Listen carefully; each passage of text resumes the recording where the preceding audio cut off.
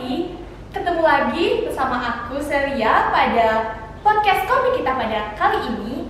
Nah, kan kita sudah perkenalan dari diri aku pribadi. Sekarang kita ada bintang tamu spesial. Kalian pasti penasaran kan siapa? Di depan aku sudah ada Kepala Sekolah SMP Negeri 1 Tabanan.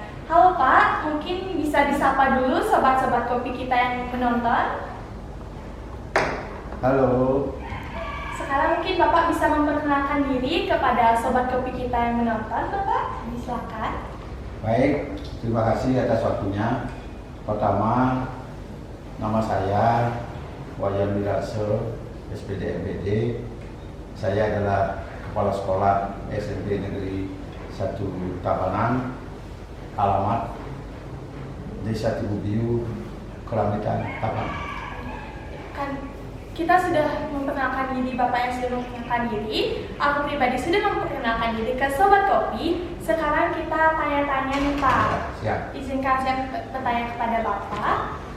Untuk SMP Negeri 1 Tabanan pasti punya banyak program kan Pak? Iya. Bapak bisa jabarkan nggak Pak program-program apa aja yang sudah kita jalani di SMP Negeri 1 Tabanan ini? Baik, di samping memang proses belajar mengajar, di SMP 1 punya program unggulan yang terbentuk mulainya Agustus awal 2019, di mana program itu namanya adalah MILITER, yang singkatan dari Mimar Literasi Karakter.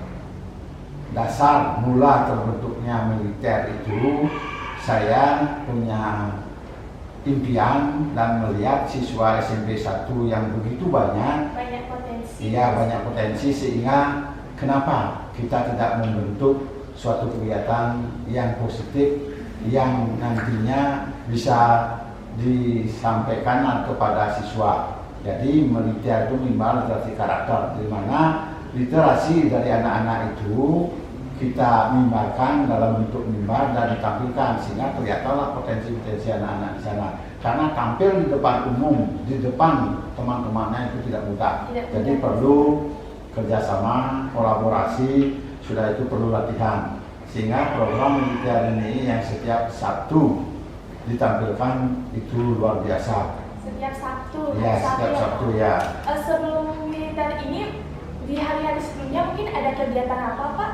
Sebelum mereka menampilkan mimbar, menampilkan potensi mereka, mungkin ada kegiatan lain? Begini, yang jelas Bapak Ibu guru di kelas selalu memberikan semacam tugas kepada siswanya untuk membaca, apakah itu baca ceritaan, sudah itu bahasa Inggris, sehingga dari beberapa siswa itu akan dipilih untuk tampil di mimbar. Di mimbar Pak? Iya, itu. Artinya ini dilaksanakan setiap hari Sabtu ya? Setiap hari Sabtu. Jadi hari Sabtu anak-anak tidak melakukan proses pembelajaran. Jadi full pertama kegiatan sembahyang ikutin tetap setiap hari. Setelah sembahyang kita berolahraga bersama, senam. Setelah itu baru kegiatan militernya.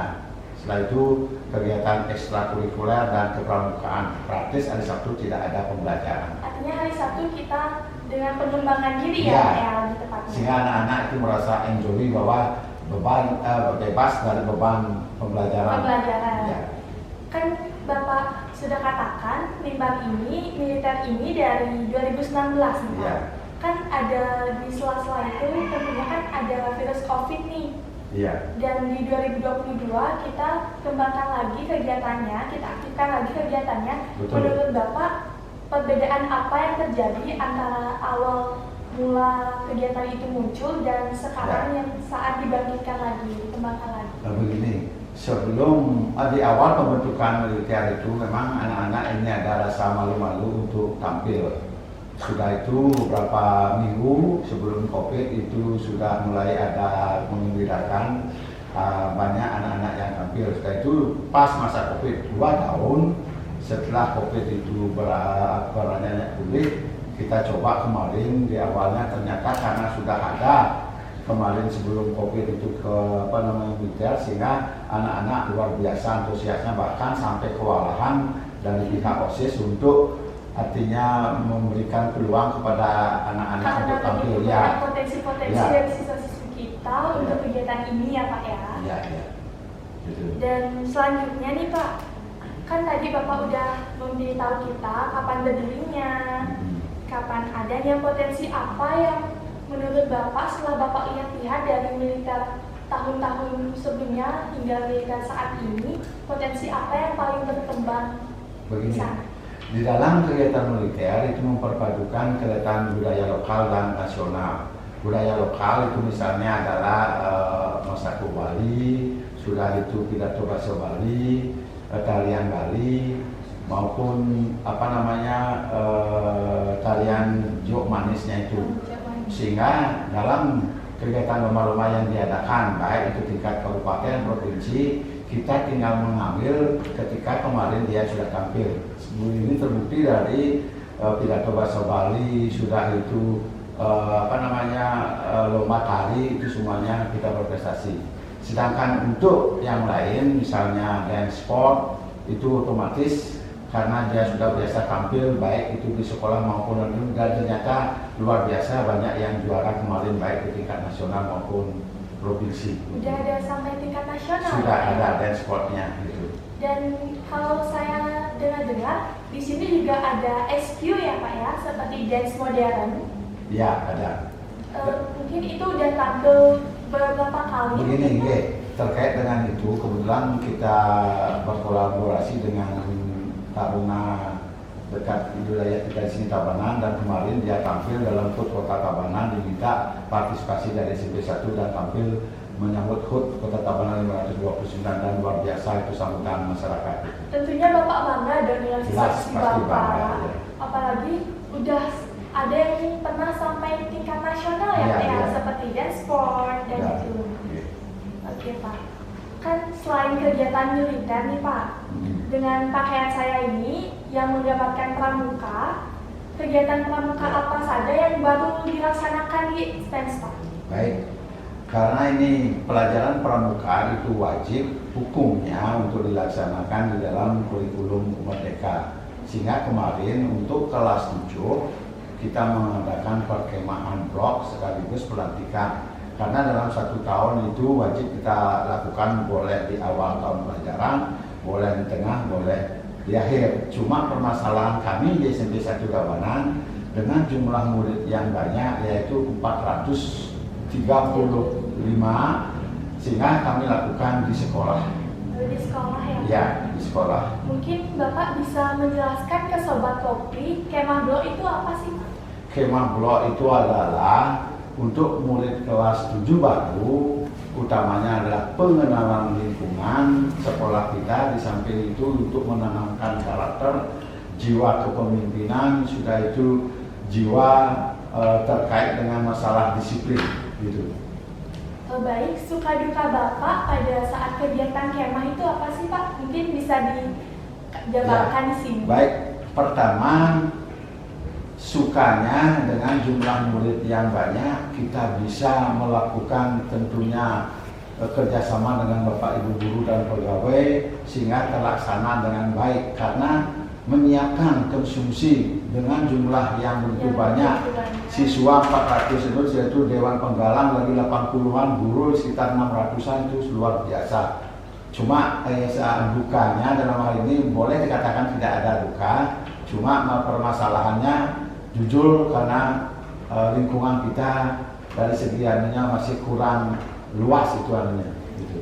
Jadi tapi walaupun kurang luas tempatnya, tapi kita masih tetap bisa ya Pak ya, kegiatan ya. Dan memeriahkan kegiatan tersebut hingga adik-adik kelas 7-nya pun pada semua happy, bersemangat dan bahagia saat berkegiatan. Betul. Ini luar biasa, ini pertama kali kita lakukan di SMP Negeri 1 terkait dengan kemah blok ya, yang jumlahnya hampir 600-an yang terlibat ya. Gitu. Dan mungkin dari Bapak pribadi untuk guru-guru yang memasak kan Pak ya, yang memasak banyak itu, pesan Bapak, pesan dan kesan Bapak bagaimana?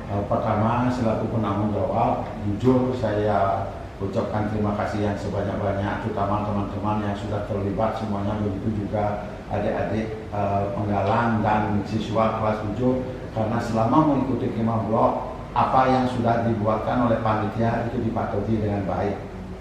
Oke Pak, di STENSTA kan sangat amat banyak kegiatan ya Pak ya, Ya. dan beruntun seperti itu. Bapak pernah nggak sih Pak, Bapak merasa lelah dengan kegiatan-kegiatan yang Bapak jalani itu? Kalau lelah secara fisik memang ada, tetapi dengan motivasi, dengan keinginan supaya SMP 1 Tabanan sesuai dengan visi kita ada cerdas berkarakter, Bapak selalu bersemangat, tentunya didukung oleh anak-anak dan teman-teman guru dan pegawai. Menurut Bapak, apa yang ingin Bapak kembangkan di pramuka ini? Apa mungkin program baru apa yang mau Bapak aktifkan, mau Bapak buat di pramuka ini supaya lebih aktif? Jadi yang pertama nanti unggulan saya adalah masalah sampah, karena masalah sampah ini bukan di tingkat daerah saja, itu secara nasional, sehingga sampah itu betul-betul kita kelola di sekolah, minimal di sekolah dulu, memisahkan antara sampah plastik dengan sampah Sampah dedaunannya itu, sehingga sampah itu bisa mendapatkan nilai ekonomis itu, karena memindahkan sampah plastik, dan ini sudah kita jalankan, cuma kita harus lebih Apa program yang sudah dijalankan Pak untuk mengenai pemilahan sampah ini? Untuk sampah sementara kita bekerja sama dengan tenaga CS namanya.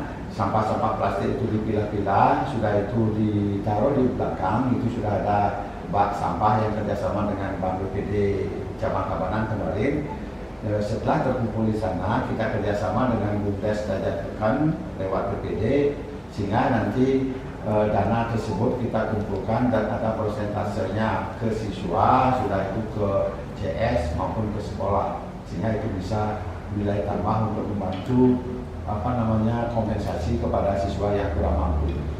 Baik Pak. Nah, program yang udah pemilahan sampah ini udah berjalan berapa lama Pak? Hampir 1 tahun ini. Sudah 1 tahun. Hampir 1 tahun. Oke, mungkin Bapak bisa kasih tahu ke Sobat Kopi, kan kegiatan kita selama liburan ini pasti siswa-siswi hanya berdiam di rumah saja. Ya. Selain kegiatan yang kita dan podcast Kopi ini Pak, kan kita program terbaru kita selama liburan.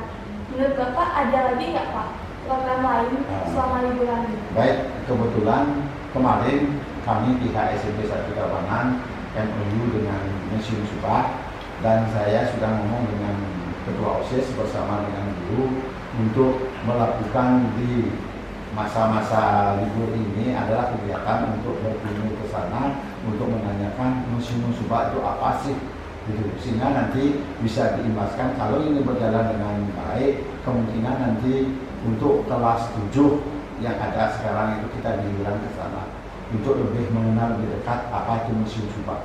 Artinya program barunya selama liburan, dan apabila selama liburan ini berjalan dengan baik, program study tour atau bisa kita bilang ke Museum Subak ya Pak ya, ke adik-adik yang kelas 7. Ya, program Museum Subak kan dekat di Tabanan, kenapa kita tidak manfaatkan itu? Dan mereka jadi lebih tahu apa aja yang ada di Tabanan, karena kan selama COVID mereka hanya berdiam di rumah, begitu ya Pak ya. Karena bagaimanapun juga yang terkenal di Bali itu kan Subaknya, lebih-lebih di Tabanan yang dikatakan lumbung beras, sehingga nantinya anak-anak supaya jangan menghilangkan orang tua kita yang sudah dulu bertani itu, sehingga lebih mengenal apa sih yang ada dalam Subak dan bagaimana manfaatkan atau fungsinya. Jadi udah ada ya Pak ya sistem program untuk dari liburan sekarang dan ke depannya. Kemungkinan nanti kalau tidak saya dengar tanggal 9 katanya OSIS dan beberapa guru nanti bisa. Artinya sudah mau dijalankan ya Pak ya, dan sudah mengajukan surat ke Museum Subak. Baik Pak, sebelum kita mengakhiri podcast ini ya Pak ya, mungkin Bapak bisa memberikan kesan dan pesan tentang sekolah kita atau sesuatu yang ingin Bapak kembangkan di sekolah kita, dan supaya teman-teman Sobat Kopi di rumah yang menonton tahu apa yang mungkin potensinya bisa dikembangkan, dan jadinya dia tidak malu untuk mengembangkan kreativitasnya. Baik, saya selaku penanggung jawab di SMP 1 Tabanan mengajak kepada seluruh siswa baik itu kelas 7, 8, dan 9 selalu cerdas dalam kata luas, bukan secara akademik saja, tapi cerdas di dalam kebijakan-kebijakan cerdas dalam bertindak dan tingkah laku. Di samping itu, selaku siswa sudah barang tentu harus belajar dan belajar. Gitu. Sudah Pak? Iya. Baik. Terima kasih Bapak untuk waktunya sudah meluangkan waktu berbincang-bincang di podcast kita, yaitu podcast Kopi. Terima kasih Bapak. Ya, terima kasih sama-sama. Dan boleh kita lihat ke kamera Bapak? Ya. Dan kita berjumpa lagi ke boleh saya satu podcast. kata ya? Boleh Satu silakan kata. Bapak. Terkait dengan adanya podcast ini, saya berharap supaya nantinya bisa dikembangkan bila mana perlu kita ajak ngobrol alumni yang sudah sukses. Jadi boleh kepada Pak Adis, boleh kepada Bapak Sekda, boleh Bapak Wakil Bupati ataupun istrinya boleh. Sehingga Siap. nanti kita lebih kenal lebih dekat. Siap. Oke. Sampai jumpa lagi pada podcast Kopi